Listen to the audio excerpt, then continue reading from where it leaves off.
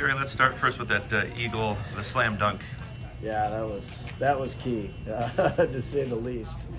Glad I got the birdie right before it, but that's definitely the best swing I made all day. So I thought it was going long, so I said sit. But I'm glad I did, because one more inch up that pin and it would have bounced out. So I love seeing it disappear and not be in the back bunker. That was nice. What kind of wedge was it, and like how far? That was a 52. I had 98, a little into the wind. It's my 110 club, so I thought I hit it a little bit too hard, but I'm not hitting it very hard, so it was just right.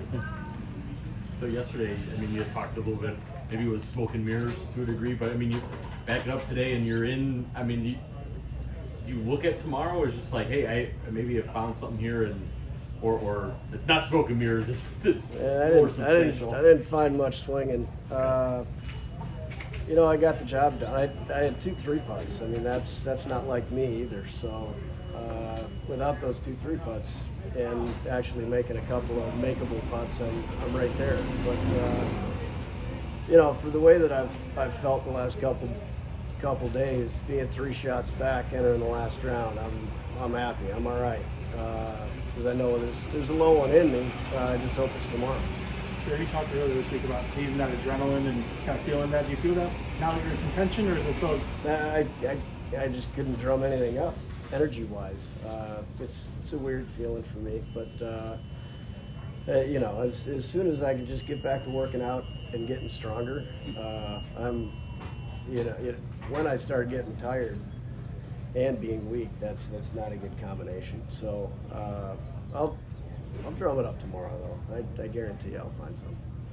I think you're in the second to last group with maybe Tim O'Neill, and I understand he's pretty long. I mean, Yeah, the he's people, really long. The people who follow your I don't group. believe his birth certificate. He looks too good. So the fans that follow you, what will they see out of him? They're going to see some serious speed. I mean, I think he's a great player. You know, the second he starts believing in himself, then, you know, the floodgates will open for him, I would think. But, you know, it's tough when you haven't beat yourself against these guys as much as we have. You know, there's those questions until you break through. So I know he's good enough to win out here, but he's got to know. So I'll be rooting for him, but I hope he has his best day, and I have just a little bit better. You're only 3 back, but on the other hand, you're chasing a couple guys, especially Els, who's really hot. Tall task tomorrow. Yeah, absolutely. I mean, it's got to be.